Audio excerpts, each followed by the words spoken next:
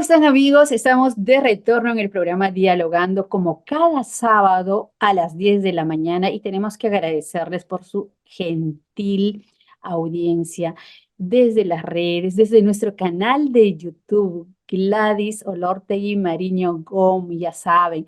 No olviden también de suscribirse a nuestro canal, seguirnos a través de la página de Dialogando con Gladys Olortegui y obviamente de mi Facebook personal. Y en esta oportunidad está con nosotros Waldir Vázquez Palero. ¿Y quién es Waldir Vázquez Palero? Vamos a presentarlos. Allí está. Él viene de una escuela rural multigrado de Ancash y su lengua materna es el quechua. Ahora él es licenciado en Educación y Gestión del Aprendizaje por la UPC, gracias, y nos dice en este breve resumen que nos ha enviado al programa Beca 18. Cuenta con una especialización en gestión pública para el desarrollo territorial por Flaxo, Chile, y en políticas públicas por Videnza Escuela de Gestores. Tenemos más información de él, pero antes le vamos a dar la cordial bienvenida. Waldir, un gusto tenerte en el programa. Ayanchu Gladys, Imainaya que Kanki, Shumak Napaikuyaf que Unacho. Un gusto, Gladys, un gusto de saludarte y espero que te encuentres bien tú y la audiencia que te acompaña siempre. Muchas gracias. No haga allí ya mi que calla. Le estoy diciendo Ahí ya. que yo también estoy bien. Waldir, Kushi, kushi. Waldiri, kushi kushi kanan parla kurisho. Hoy vamos a conocer de la trayectoria de Waldir Vázquez. Ya nos dijo en su hoja de vida quechua hablante, su lengua materna precisamente es ella. Háblanos quién es Waldir Vázquez, cuál es el lar que lo acunó y donde disfrutó seguramente no solo el espacio bucólico de nuestra hermosa región, sino el cariño de los papás que hacen tanto esfuerzo por hacer que sus hijos sean mejores que ellos. Soy ancashino, al igual que muchos que nos oyen probablemente, es exactamente de Caraz, ¿no? Yo he nacido y he vivido hasta mis 18, 17 años en un centro poblado llamado Guanayo. Yo soy de este centro poblado que pertenece al distrito de Pueblo Libre y a la provincia de Huaylas, ¿no? Después de culminar mi educación básica, migré para Lima, donde estuve 5 años estudiando. Luego ya te contaré los desafíos a nivel académico, también más del contexto cultural, ¿no? De estar en una universidad como la UPC. Y luego estuve ya, vengo trabajando 4 años en proyectos vinculados a gestión educativa, ¿no? Desarrollo y tecnología e innovación. Eso básicamente. Entonces terminas la secundaria en tu pueblo, en tu comunidad. ¿A cuánto tiempo exactamente de Caraz? Está a una hora, está en la Cordillera Negra. Uno se desvía antes de llegar a Caras, ¿no? Pasas Yungay y a la mano izquierda tienes un puente, ¿no? Y te desvías, ¿no? Está a una hora, no más de una hora. Caminando.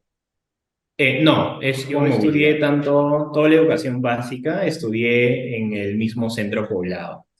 Ujú. Por lo menos para cuando yo estuve ya había un colegio con estos 3 niveles, ¿no? Pero por lo menos cuando estaban mis padres, ellos solamente tenían primaria y tenían que bajar a Caraz, que es la provincia, y caminando porque ni siquiera había el tema de carreteras para culminar su secundaria, ¿no? Y es por esta razón que no concluían su formación básica. Has tenido la oportunidad de ser parte de Beca 18. ¿Cómo es esta selección? ¿Quiénes acceden a esta beca? Sí, el Estado peruano, desde el gobierno del señor Ollanta sí se lanzó una política pública de inclusión y en educación lo que se hizo es la creación del Programa Nacional de Becas y Crédito Educativo, ¿no? Es PRONAVEC sintetizado, es un programa nacional y dentro de esto hay diferentes becas que se otorgan con diferentes requisitos. Beca 18 es la más conocida, eh, es un subsidio económico para estudiantes talentosos en situación de pobreza. Ese es el resumen, ¿no? Y básicamente se tiene que cumplir con dos requisitos. Primero, que el estudiante que haya demostrado un buen rendimiento académico, ¿no? Lo puede mostrar con sus calificaciones de nota. Lo segundo es con acreditar condición de pobreza, y esto se puede verificar cuando uno tiene en el sistema, ¿no? Del SISFO, del MIDIS. Y entonces es una apuesta, te brinda la formación universitaria o técnica. En el caso universitario son 5 años que te paga la carrera, tanto la matrícula como la pensión en caso de universidades privadas, y también te da un subsidio mensual para los gastos, ¿no? De movilidad, hospedaje, alimentación. Yo consideraría, ¿no? O ya como egresado y haber sido becario, que es una muy buena apuesta. Se han hecho estudios sobre el impacto que ha tenido este programa, no solamente en la vida de los propios jóvenes, sino en la de sus familias, y ha tenido impactos positivos, ¿no? A nivel de política pública creo que ha funcionado muy bien, ¿no? Apostar por los mejores que menos tienen. Dentro de los programas sociales, en el marco de las políticas públicas, hay muchas debilidades todavía, ¿no? Sin embargo, escucho en el caso de Beca 18 que sí está dando resultados, porque no solo la focalización implica, sino también quizás resultados tangentes, es decir, que tengan buena nota, que sean estudiantes destacados, y eso se evidencia precisamente con el registro y la libreta de notas. ¿Dónde Ujú. estudiaste? En Lima, pero Beca 18 entiendo que está también disperso en alguna de las regiones de nuestro país. Me corrige si no lo es. Correcto. Beca 18 ya tiene bastantes años. En su inicio solamente estaba focalizado en algunos institutos y universidades, y la mayoría en Lima. Hoy por hoy el programa tiene instituciones no solamente privados, sino también públicos a nivel nacional. Por ejemplo, en la Universidad Tunasam, que es la universidad que tenemos acá en Ancash, los chicos primero cursan su proceso habitual de presentarse a la admisión y ser admitidos, ¿no? En una carrera, y luego presentarse a la postulación del programa Beca 18. Entonces, sí está en todas las regiones, está en ofrece universidades públicas, privadas, ¿no? Entonces y también hay una gama de carreras muy variadas, ¿no? Para que uno pueda elegir. Y tú elegiste por la UPC. Sí, yo elegí a la UPC, no tenía mucho conocimiento, ¿cuánto tenía? Tenía 17 años, uno no tiene mucha información, ¿no? Ni siquiera respecto a la vocación que desea seguir. Pero revisé la malla curricular, conversé con algunos profesores y pude decidir por la UPC y por la carrera de Educación y Gestión. Educación y gestión. Ujú. ¿Cómo ves la educación ahora como egresado, como parte de este sistema también? ¿Qué es cuáles son las debilidades y cuáles son las fortalezas? Que también es bueno decirlo, ¿no? Porque no siempre todo Ujú. es malo. ¿Cómo está el panorama educativo en nuestro país? Eh, yo me he formado como educador, he trabajado como docente, y es lo más lindo que uno puede hacer, creo, acompañar a los chicos y chicas en su formación, ¿no? No solamente académica, que es muy importante, pero la otra dimensión mucho más personal, ¿no? Y concretamente los valores, ¿no? Entonces, y con esto indirectamente lo que quiero decir es que lo que necesitamos en el país son docentes de vocación, que realmente amen la carrera de educación, que entiendan que educación significa estar en aula con los estudiantes, acompañando, formándolos, pero también significa estar en otros espacios, ¿no? Y que luego te comentaré. ¿Cómo veo la educación en el Perú? Eh, lo veo con buen aliento. A veces suceden cosas que uno dice, uy, creo que ya no vamos a seguir avanzando, pero creo que hemos ido avanzando bastante bien. En principio, uno de los grandes desafíos que teníamos a nivel de país era la cobertura escolar. No todos accedían a la educación básica, ¿no? Cercanamente, mi mamá, mi papá no pudieron concluir su secundaria. No solo pasó en mi propia historia, pasó en la de millones de personas, ¿no? Hoy por hoy hemos alcanzado una cobertura escolar mayor al 95% a nivel de país. O sea, casi todos los niños y niñas que nacen van a una escuela inicial. Eso es un gran logro, porque lo primero que debemos asegurar es que el niño vaya a la escuela. Y una vez que ha ido a la escuela, el segundo desafío, y el más importante, es los aprendizajes, ¿no? No solo basta que vaya a la escuela, sino que aprenda sobre todo. Y ahí sí tenemos una tarea pendiente, hemos ido avanzando, tenemos desde el ministerio y otras entidades evaluaciones que nos pueden mostrar cómo estamos yendo en educación. Y lo que nos muestra las evaluaciones estandarizadas del ministerio, por lo menos, es que en el país eh, el logro está solamente, es de 10 alumnos que tengas, solamente 3 a 4 estudiantes logran el nivel esperado, el nivel que se espera de un estudiante adecuadamente en comprensión lectora y matemática, ¿no? Y hay un porcentaje de casi el 60% que está en un nivel de proceso o inicio, ¿no? Entonces, esa es la situación que tenemos a nivel de la cobertura de formación superior. De todos los egresados, solamente 3 continúan su educación superior en el Perú. Hay 7 que no continúan su educación superior. Entonces, hablamos como la educación superior es muy privilegiada, ¿no? Y hay factores asociados a ello. Y cuando uno va desmenuzando quiénes se forman a nivel de educación superior y vas cursando variables de género, de variables socioeconómicas, ¿no? El lugar de origen, vas a ver que los chicos que vienen de zonas rurales, que hablan un segundo idioma como el quechua, que son mujeres, tienen menos oportunidades además de acceder a la educación superior. Entonces ahí sí hay una tarea pendiente y fuerte. Uno, asegurar los aprendizajes y segundo, asegurar que muchos más accedan a la educación superior. ¿Y cómo se cambia eso? Pregunto porque los Ujú. decisores políticos no siempre conocen este contexto que acabas de describirnos. Por Sí. ejemplo, quizás a modo de encuesta referencialmente, pero cuando se conoce con el corazón, con la emoción, con la misma experiencia, sonaría mejor para implementar políticas que mejoren la condición educativa. Vaya que no solo tiene que ver el Ministerio de Educación, sino son muchos de los ministerios, pero en las regiones los decisores son precisamente los gobernadores regionales que sí conocen la realidad, que sí conocen el contexto, pero muchas de las veces voltean la página del tema educativo y ven otras prioridades que los hace visibles Ujú. políticamente y electoralmente. ¿Cómo cambiamos eso? Tú y yo conocemos esa realidad. Sí, muy importante y bonito lo que cuando asocias al tema de las emociones. Y creo que detrás de las cifras y los números, lo que hay detrás son niños, historias de vida que no pueden iluminar sus sueños, no pueden hacer posibles sus sueños porque la escuela queda muy lejana o porque no ha aprendido lo que debería aprender cuando estuvo en cuarto año. Y eso, la educación lo que te permite como fin último, creo yo, es la libertad. La libertad en el sentido de decidir qué es lo que te quieres en tu vida, cómo quieres llevar tu vida, siempre tomando las precauciones.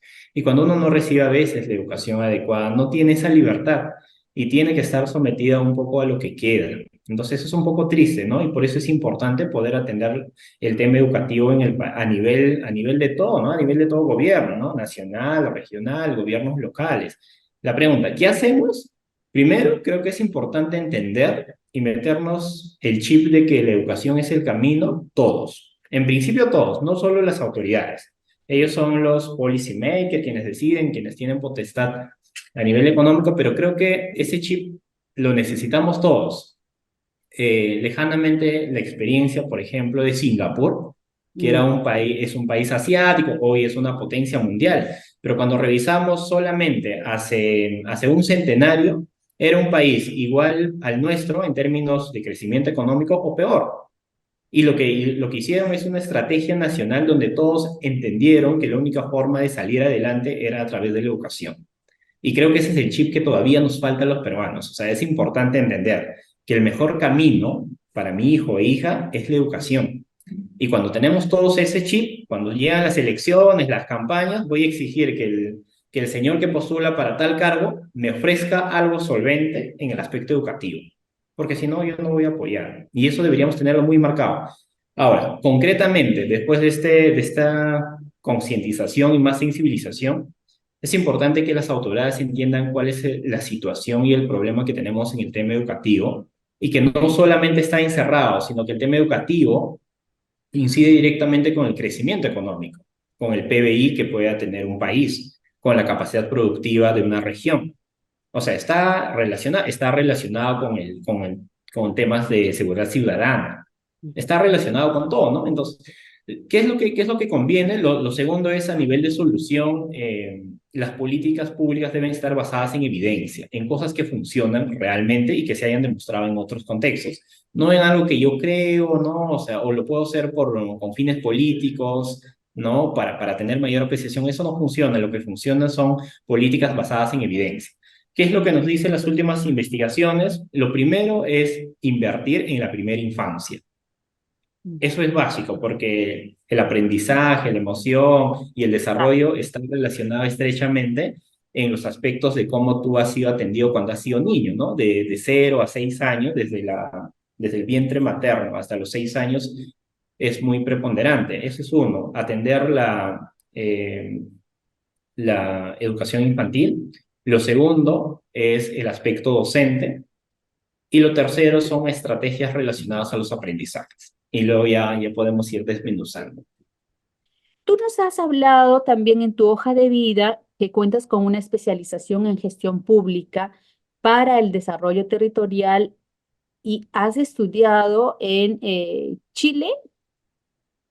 ¿Es Sí, así? Flaxo, sí, Flaxo es un consorcio en realidad, así como las universidades, es la Facultad de Ciencias Sociales.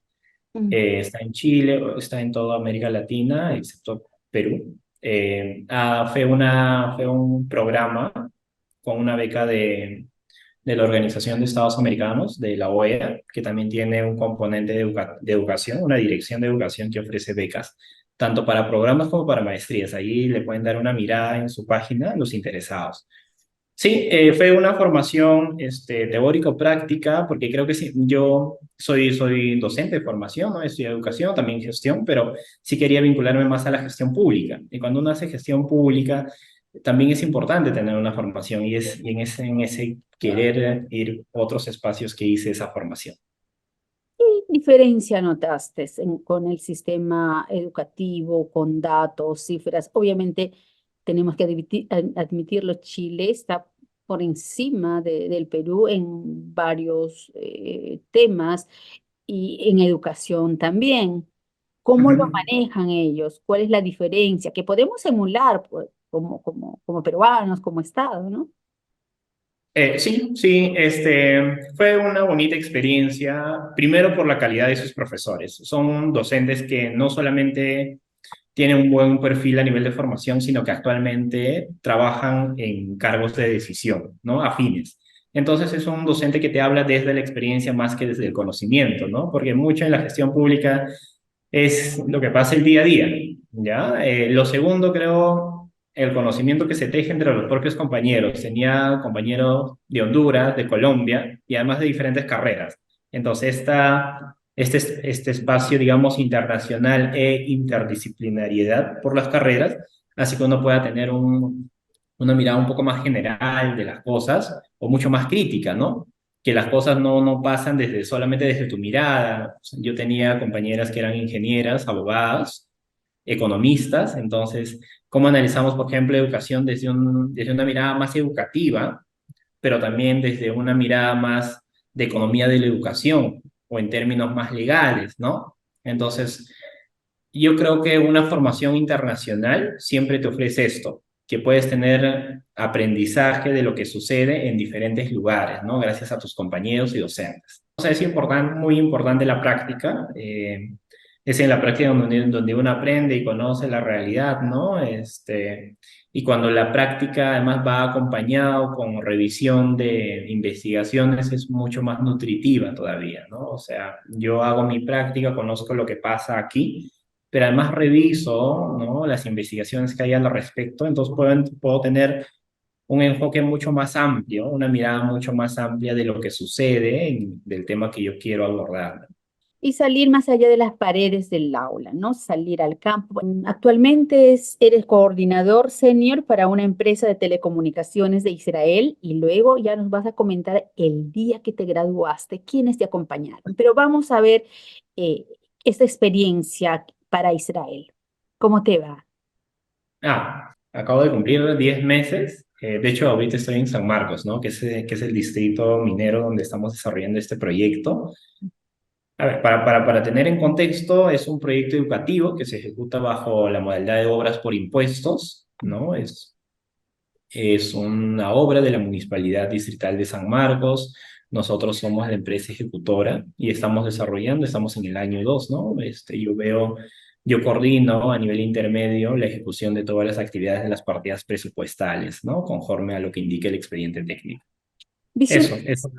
¿en algún momento visionaste tener este puesto, salir pues de tu pueblo con ilusiones y hacer realidad?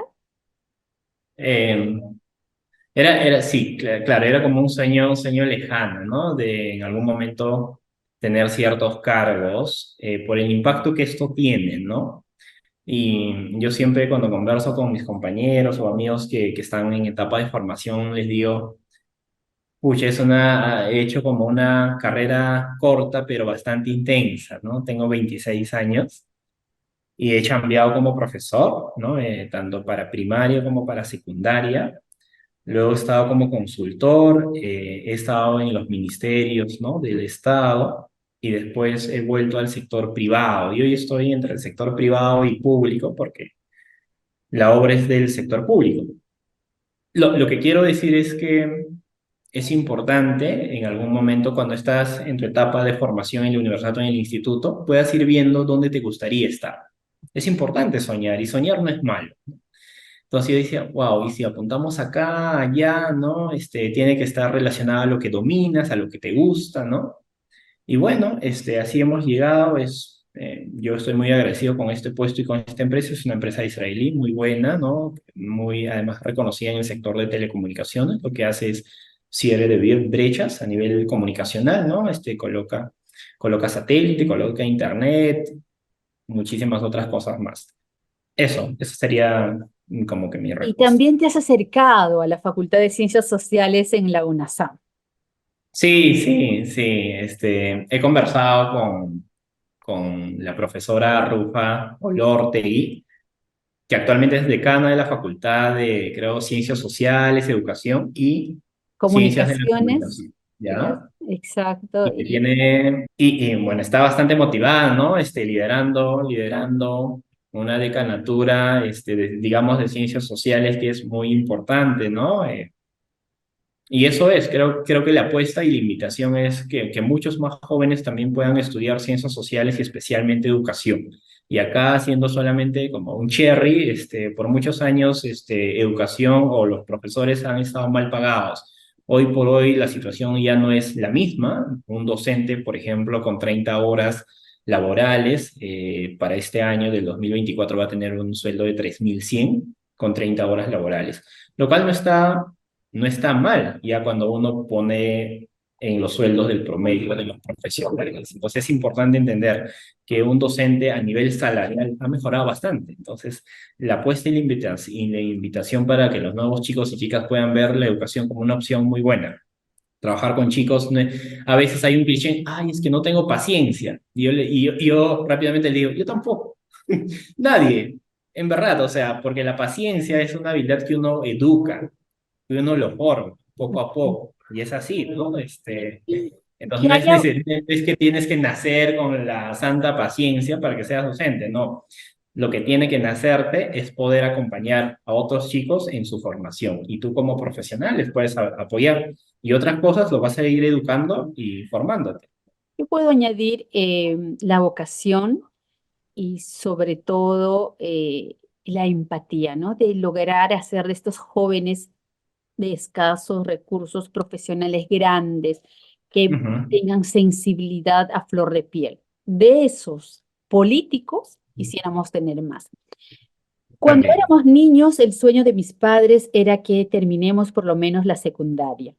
Mi madre Irma, quien había estudiado hasta segundo de primaria y como resultado no sabe leer ni escribir. Mi padre Jaime, quien llegó solo hasta tercero de secundaria y sin tener ningún referente de profesionales en su círculo, no podían darse el lujo de soñar cosas que ni siquiera ellos mismos la tuvieron. Pese a ello, se esforzaron para que termine muy bien mi cole. Siempre me hablaban de lo valioso que es la educación en la vida de las personas. Mi madre me decía, yo no más seré analfabeta. Ustedes ya no deberían ser. Y mi padre, cuánto me hubiera gustado terminar mi secundaria. Ustedes deben de hacerlo. Es que la pobreza intergeneracional y la falta de oportunidades llegan a tal extremo que no permite soñar. Entonces, por más que soñaba, estudiar en una universidad se me hacía imposible. Así que, cuando terminé el cole, empecé a chambear de todo: mesero, ambulante, ayudante de cocina, hasta que en agosto del 2014 encontré el cartel de Beca 18 y fue ahí donde comenzó esta historia. Esta historia que culmina cuando te gradúas. A ver, ¿qué continúa? Ah, qué motivo, Sí. no lo había vuelto a revisar, sinceramente, o Está sea, en su Facebook, por si acaso, es un me testimonio emociona, hermoso. sí, que la hayas leído, gracias, me emociona bastante. Yo lo escribí y lo recuerdo perfectamente, cuando estuve en el Metropolitano, todo en la Avenida Express. Ahí lo escribí porque yo me gradué en la UPC en la sede de Villa, que está en Chorrillos. Entonces yo vivía para esa época en San Martín de Porres, que está al norte. Entonces tenía Al que recorrer el extremo. Metropolitano, todo el tramo, y lo escribí ahí así rápidamente, es lo que me salió. Y claro, es lo que dice ahí, ¿no? Creo, no es mi historia, sino es la historia En de muchos. muchos jóvenes, ¿no? Que sus padres, su mamá, papá, probablemente ni haya pisado la escuela, ¿no? O que haya empezado su educación, pero por diferentes motivos como la pobreza o porque la escuela estaba en otro lugar. O porque mamá, papá le decía, no, tú tienes que hacer tal cosa, por ejemplo, si es que eres mujer, no concluyó su educación y el hijo puede hoy cristalizar esos sueños que tenían sus padres, ¿no? Entonces, nada, es bien motivacional, pero el llamado a los amigos que nos puedan escuchar es, primero a los padres, es importantísimo hablar con nuestros hijos sobre la importancia de la educación. Y es eso mismo que digo, ¿no? O sea, mi mamá pueda que no haya concluido su educación, que no sepa leer y escribir, que ahora lo está aprendiendo conmigo, Ah, qué pero bien. que sí, sí, sí, o sea, ¿por qué no? Eso es lo otro, ¿no? ¿Por qué Sí. no? Y siempre me hablaba, no, hijo, tú tienes que estudiar, o sea, ¿qué vas a hacer? O sea, si no estudias, ve a la chacra y trabaja, o si no, ve con los animales. Pero yo he recibido como una formación bien disciplinada, o sea, no estaba andando como que tenía mis espacios para recrearme y jugar, pero siempre he estado trabajando. Entonces, o trabajando en la chacra, o vas con los animales, o te pones a leer los libros. O sea, tú decides. Y es importante, creo, sí, educar a nuestros hijos dentro de un cuadro de respeto, de disciplina. ¿Cuánto tiempo hace que te graduaste? En el 2019. Ya, el 2019, luego vino la pandemia, etcétera, etcétera. Pero Sí. esta fotografía es muy significativa para ti. Simbolizan, creo, muy bien el esfuerzo primero personal, ¿no? Y el trabajo como para llegar a esto no fue solamente los 5 años de la universidad, sino también cuando uno estuvo en escuela, o sea, todo lo que haces suma a lo que vas a conseguir mañana, ¿no? Entonces es importante como que trabajar, work hard desde ahora, ¿no? Y claro, y también simboliza el apoyo constante y el logro de mi familia, ¿no? Somos una familia que nos apoyamos bastante, tanto mi papá, mamá, mis abuelos, y eso, y diferentes personas de verdad que me han apoyado, en- cuando estuve hasta la universidad. Yo agradecería mucho a todas las personas que me han apoyado, desde familias hasta amigos lejanos, ¿no? Que incluso comprando pasajes para yo ir a Lima o no sé, alguna ropa, siempre me apoyaron. Y bueno, hoy tengo mucha gratitud con ellos y eso. Y ya para ir cerrando, también me conmueve esta partecita del post que dice, no quiero terminar este post sin antes agradecer a Beca Vocación de Maestro, porque sin ella tal vez hubiera seguido vendiendo fresa en las calles de Huaraz como lo hacía hace 5 años. A mi familia, a mamá, quien incluso tenía que vender comida en las calles y ser cobradora de micros para pagar mi inglés, a papá, que trabajaba en la chacra para mandarnos alimentos y ayudarnos con mis gastos, y a ustedes, amigos, profes, compañeros, familiares, hermanos, paisanos, que me apoyaron de mil formas a lo largo de estos 5 años. Gracias hasta el infinito. Por último, nunca permitamos que atenten contra nuestros sueños. Sigamos soñando, aunque lo veamos lejano.